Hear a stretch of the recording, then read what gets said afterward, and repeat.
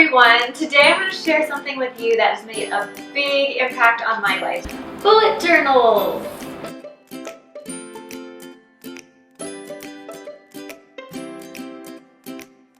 It's kind of like a planner and a journal and a to-do list all combined into one. I have never ever in my life been able to stay organized. So to find something that actually is able to keep me on track is huge. It's literally life-changing. I can get so much more done, all because of this little guy right here. I've tried getting different apps on my phone, and while there are good apps out there, I have really bad ADHD. So having something on my phone where then something else can pop up and distract me, it just doesn't work.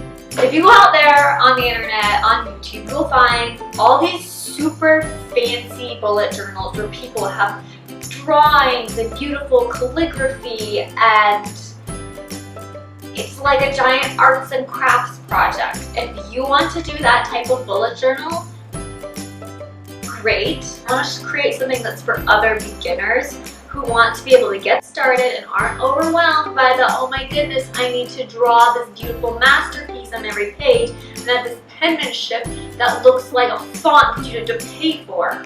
So what do you need to set up your own bullet journal? Honestly, all you need is a notebook and a pen.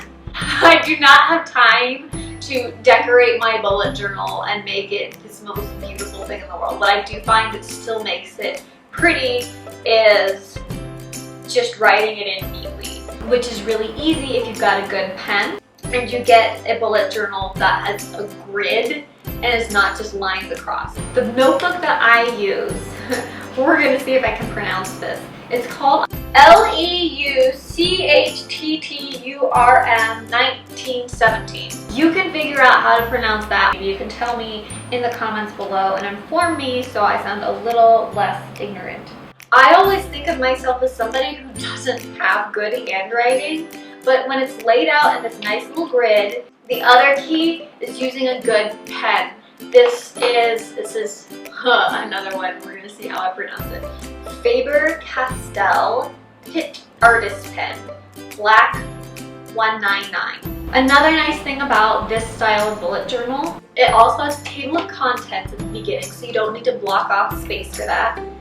So where you can put your page numbers, and you don't need to number the pages yourself because every single page is already numbered. So the next thing I'm going to do is I'm going to go over how this is organized and how you can set up your own bullet journal in a very minimalistic, clean, simple, functional way without all of the frills. We have table of contents, we have future log, a monthly log, a weekly log, and a daily log. It also has a table of contents at the beginning, so where you can put in your page numbers. With your future log, you have all of your activities going down, all of your months going across, and you put a dot in the box that corresponds with the month and the activity. So first row, new song release. I have dots in June, September, and December. So hopefully that's when I'm releasing new songs. I'm going on a cruise with Derek in September. So under there I have a little dot in September. So that way when I go plan the new month, I can look and see down that column all of the different events that I have coming up in that month. I can just transfer them to my monthly calendar. After my future log, I had a couple lists that I use to plan out each month, each week, each day that I break out. First I have a master chore list, because part of the reason I got this was because I would just forget to do household chores. And then I also have just a recurring tasks and activities list. So here is my master chore list.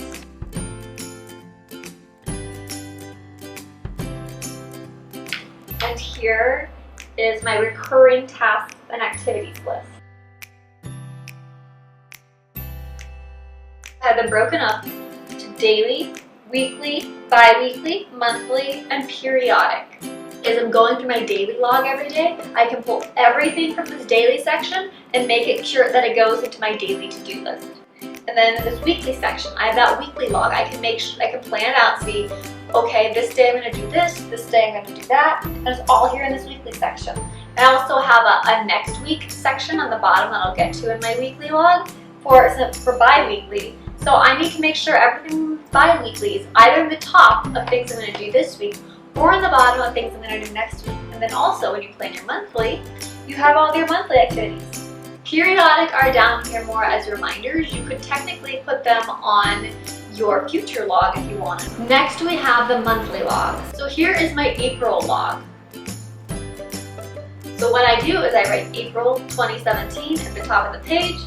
Down the column I write 1 through 30 because there's 30 days in the month of April.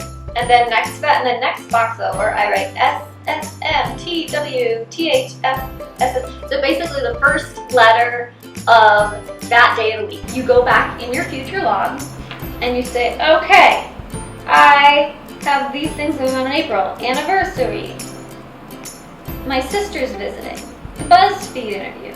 And then I put them down on the appropriate line.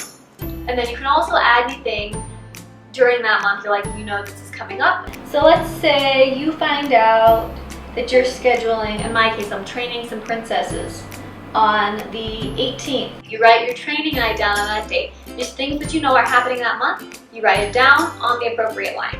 Additionally, on the page next to it, I have a list of all the things that I want to accomplish this month. This might be current projects that I have going on, maybe something I pulled from last month. It can also be things from those two lists, that recurring activities list and that master chore list.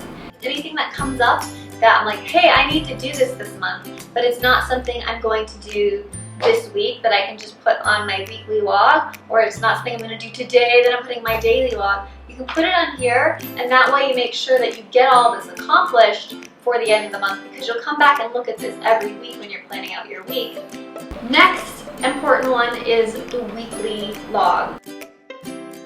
Sunday to Saturday, what I've got to do this week. I will go back and I will look at my lists of things that I have to do every week. I will go back and look at that monthly log, and I'll pull things in that I know happened this week. Additionally, I draw a line, probably about 2/3 of the way down here in this section to things you want to do next week.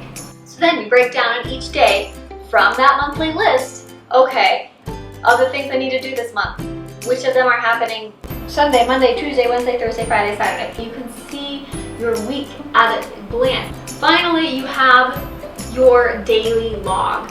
And this is where you get down into your to-do list that's broken down for each day. I go back to my list and I look at everything that needs to be done daily. I write down the date, Sunday, 4/2/2017.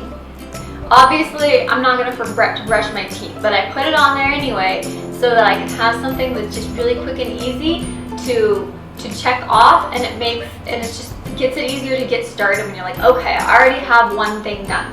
So I only write out one day at a time. So I do Sunday, and when Sunday's done, I write out Monday. Yesterday was Friday, today is Saturday. So I have all these things that are still yet to be done. So that takes me kind of like to a key. A lot of people make a key. I don't need a key because I keep mine really simple. A little dot means I need to do this item. When I am done with it, I make an X through that dot. A little circle means this is an event. An arrow to the right means you've migrated the task because you're not going to do it at the time you originally planned and you're doing it at a different time. And that's basically it. Even if there's something you're getting rid of, you can just cross it off. Anything that you don't finish that day, you can migrate to the next day. Hopefully you finished everything that day, because I find that it's very fulfilling when you do cross off everything on your list. And that's really how you set up your bullet journal. It's quite in depth. Hopefully for beginners, it'll actually get you hitting the ground running so that you can actually work to accomplishing all of your goals. So I hope that it helps you just as helped me. I've never in my life found anything that has truly transformed how I live my life, not only on a day-to-day basis, but actually helps me see how I can accomplish my goals. Anything even remotely close as to the bullet journal. So I really hope that at least somebody out there that helps you not only transform your day-to-day life with getting through a to-do list, even making a to-do list, or knowing what to put on your to-do list, to actually going out and being able to achieve all of your dreams. So thank you so much for watching. I'd love to know if you have a bullet journal, let me know your questions. I would love to hear your bullet journal ideas. I think this is like the greatest thing ever. If you have any ways to make it even better, please let me know and I'd be happy to take your advice. Thank you so much. So please subscribe so we can see each other again. And I can't wait to see you next time. We're gonna see if I can pronounce it. It's like a leche term. Luch term.